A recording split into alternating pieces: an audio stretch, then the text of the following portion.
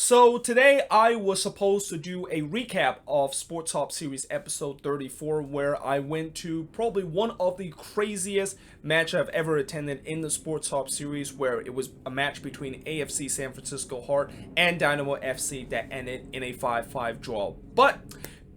it seemed the MLS gods probably have heard what I said a couple of days ago of me not doing a news of the week video on a usual Wednesday because of lack of news, that he decided to throw me bunch of news to talk about in the last 2 days, and hence that's why we are going to have a news of the week today, and that I should have enough news topic to talk about to make a news of the week episode. Now, some of these news are kind of happy, some of these news are mostly sad, and then there are a couple that is just downright disturbing, and we will get to the one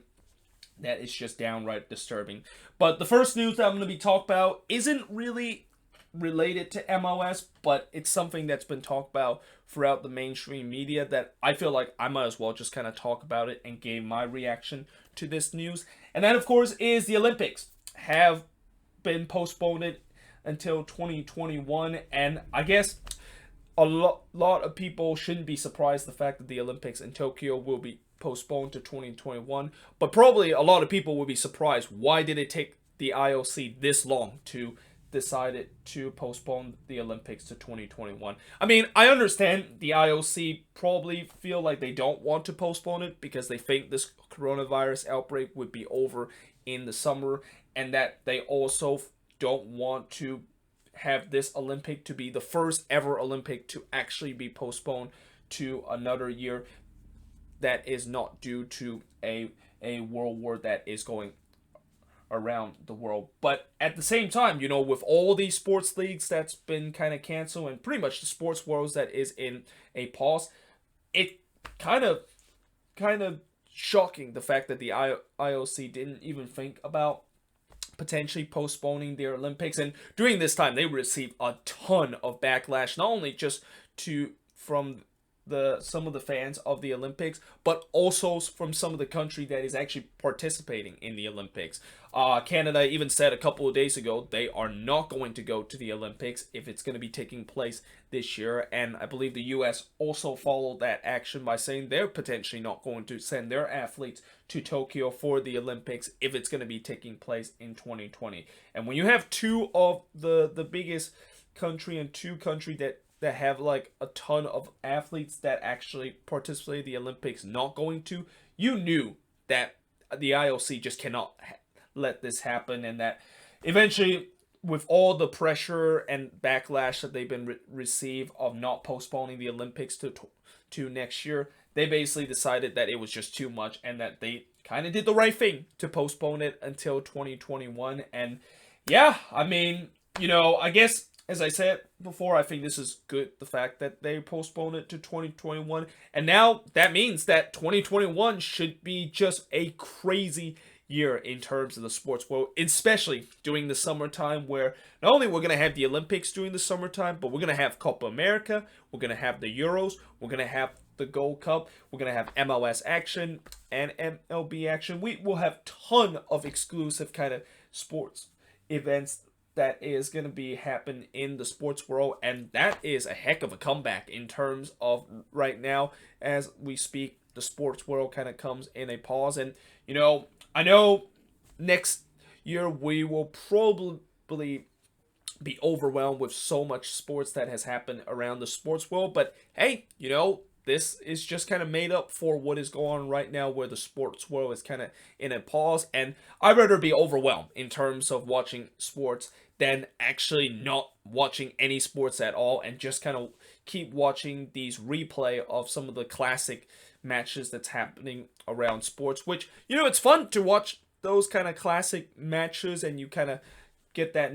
nostalgia moment whenever you watch those matches, but it's going to only go as far until you just got really bored of that too, and that you just really hope that live sports event eventually will come back. So yeah, we shall see how that, of course, is going to go. But in terms of the next news I'm going to be talking about is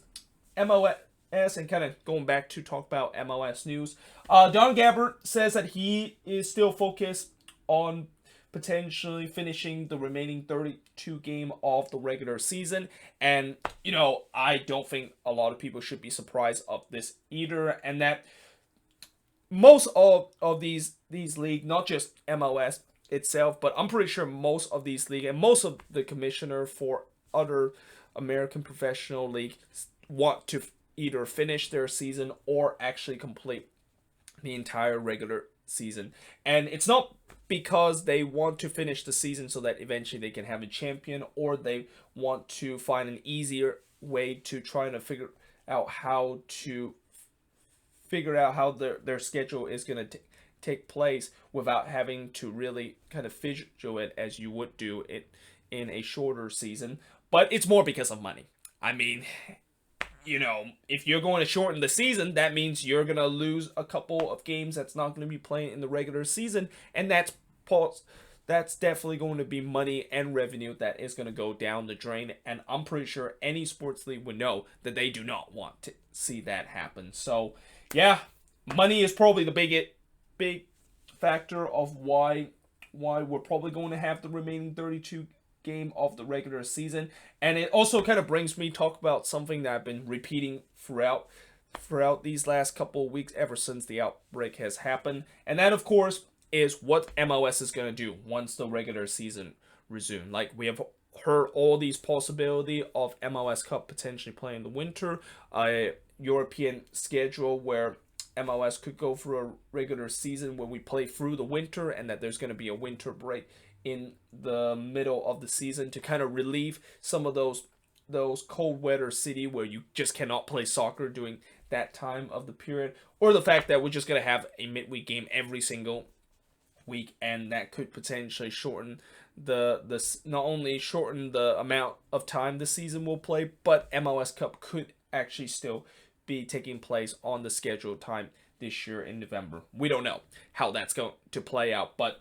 until the season does resume, we of course will find out the answer, and we shall see what Don Gabbard is going to do once the season does resume, and how the remaining last 32 game of the regular season and also the playoff is going to take place. Now, the next news I'm going to talk about is something that is related to stadium staff. So, while we have heard some teams in MLS have been very generous in terms of donating some of their monies to the stadium staff, an example of that is Arthur Blanks, the Atlanta United owner, have even said that he's been donating a ton of his money to stadium staff to help relieve these stadium staff that is not really earning any money right now because they're not working during the season that is being postponed. But we have also heard some teams that are doing the opposite of that, and some teams that are kind of making some very disturbing kind of announcement of how to handle this situation. And one of those teams is Real Salt Lake, who there is a report suggests that they have laid off a large portion of their workforce due to the COVID-19 and the season being delayed. And they're not the only team that does this. Minnesota yesterday have also reported that they are not paying their staff and encouraged their staff to actually look for other hiring opportunity. And unsurprisingly, this has met with ton of backlashes. I even tweeted out yesterday of saying that this is just downright disturbing and just downright disgusting of what the Loons is doing right now. I mean, you would think with how the Loons have always deemed as one of the nicest team in MLS, that they would be the last team that actually would make a statement saying, well, we're not going to be paying our staff, but instead of just kind of not make this super dark and just kind of receive a ton of backlash, we'll just basically say that we're going to encourage our staff to look for other hirings that there's no guarantee that they're going to be getting higher in. I mean, that is just absolutely ridiculous. And again, unsurprisingly, it's met with a ton of backlashes, and it'll be very interesting to see how these franchise is going to handle. I mean, I understand that there are some people saying that, well, it's not really mandatory that every MLS team have to pay their staff, and it's not mandatory that some of these owners have to do that. But here's the thing. Just because it's not mandatory doesn't mean that you don't even want to do it too. And especially how I know for a fact that the Loons owner Bill McGuire, and how a lot of Loons fans have said that he's been a very arrogant kind of owner, that he's notorious for actually not sharing his wealth, and that he's actually a billionaire, but yet he is not even thinking about spending some of that sum to the staff. I mean, yeah, it's just kind of absolutely ridiculous to see that happen, and that, during a time of crisis, I feel like instead of just being arrogant and selfish, which clearly would not solve any issue, how about being generous and actually decided to pay your staff? Or better yet, you don't even need to pay your entire staff the full amount of money. I know what Atlanta and also I think Orlando and TFC are the other clubs are doing, are just super generous. But I feel like some of these clubs, instead of just saying, well, we're not going to pay your staff and tell your staff to look for other hiring, how about just pay partial amount of money? You don't have to pay like the full amount of money to them if you really feel like you're going to lose a bunch of money. Because at the end of the day, I know these clubs are probably going to say, well, we can't really pay our staff because we're going to lose money. No. You have an owner that is basically a billionaire, and you have other clubs around the league that have also have around the same worth around the same amount as you have. Why in the world are they doing the generous thing and you're not doing the right thing? And at the end of the day, them saying that, well, we can't really afford it, I just see that as just a blatant excuses. That's another thing that we do not want to see during this time, where not only we don't want to see some arrogant and selfish action that these teams are doing, but we don't want to see some excuses, because during this time there should be no excuses in terms of trying to provide some relief to your staff. And that, again, I really hope these teams would eventually rethink what they are doing, and that hopefully the amount of backlash that these teams are receiving is going to be enough for some of these teams' front office or even the ownership to rethink what they're doing and actually correcting the mistake. Because until then, they're just going to continue to receive backlash in terms of this whole situation. And when you have tons of backlash and tons of kind of angry fans toward you, that is definitely not a great it is definitely not a good look if you decide to just ignore them and not actually do any action whatsoever. But anyway, moving on into kind of a little bit more positive news, although I'm not quite sure if this is really positive news. I guess this is kind of positive news if you're a player that is trying not to get the coronavirus outbreak. And then, of course, is MLS will now extend the training moratorium till April 3rd, which means that each team around MLS will not be able to have their player back in training until April 3rd. And I won't be surprised if that's going to extend even further, because MLS have even openly said that they are fully following the CDC guidance, that they are not going to have any gatherings of more than 50 people. And knowing the fact that most of these training sessions does include a gathering of more than 50 people, I won't be surprised if this is going to continue even into May, because that's when the time this whole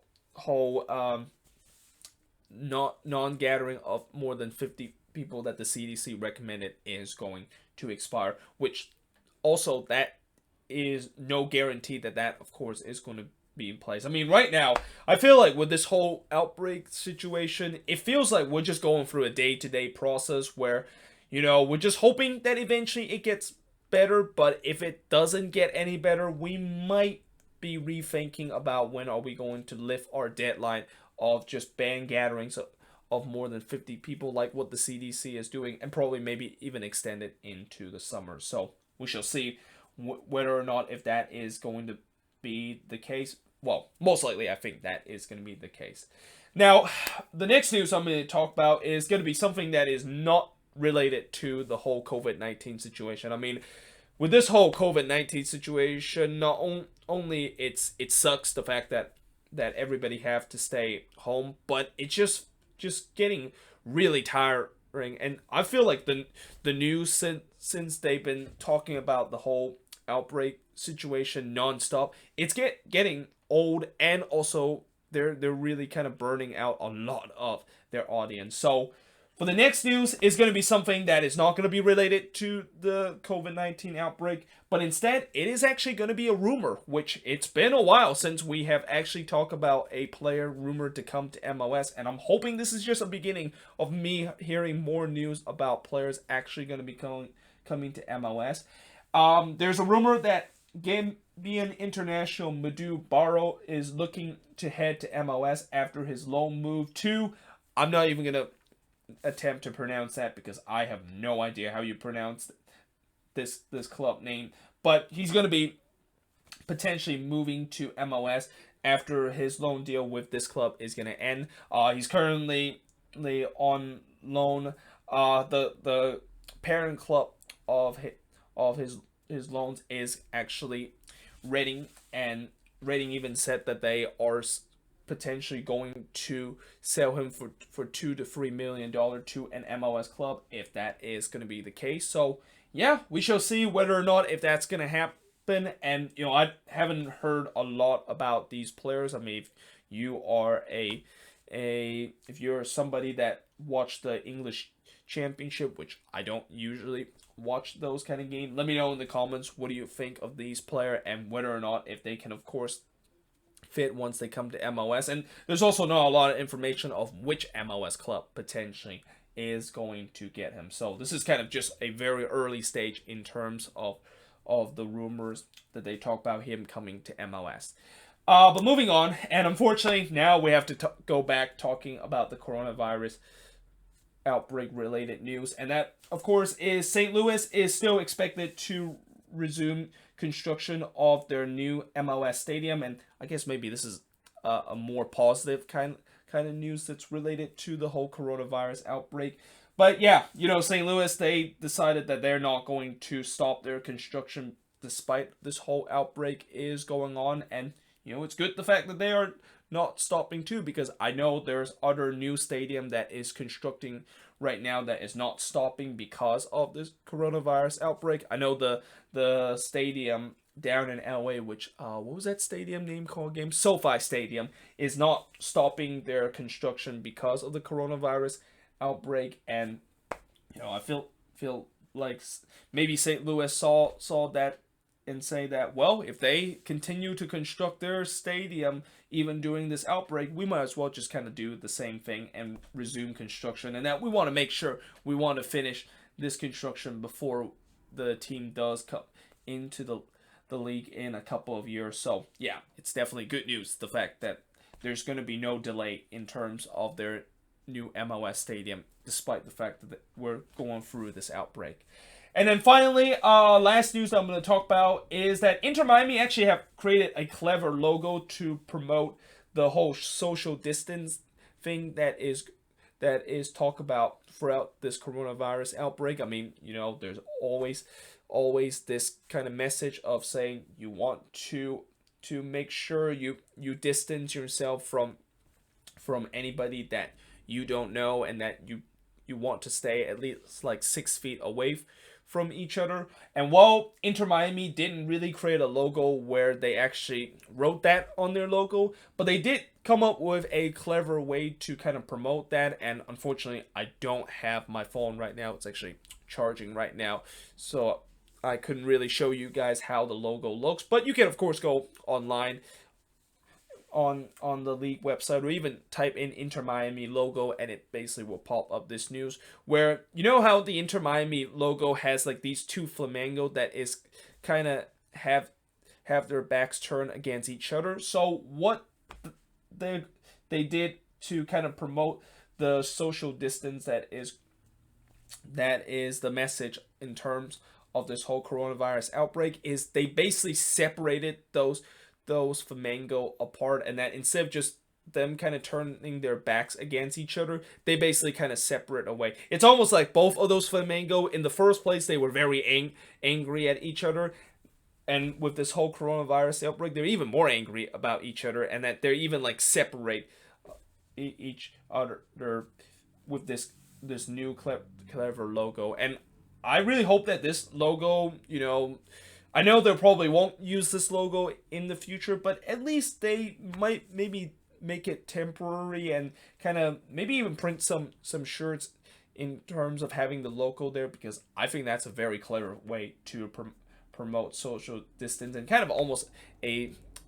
banter kind of way to say that, hey, we're trying our best to promote both social distance during this whole coronavirus outbreak. Why not? We'll just kind of make some adjustment in terms of our logo to make it look it that way. So yeah, it's kind of funny to see that happening. But yeah, either way, hope you guys enjoy this video. If you do, make sure you guys leave a like, smash the subscribe button. Let me know in the comments below, what do you think of these news,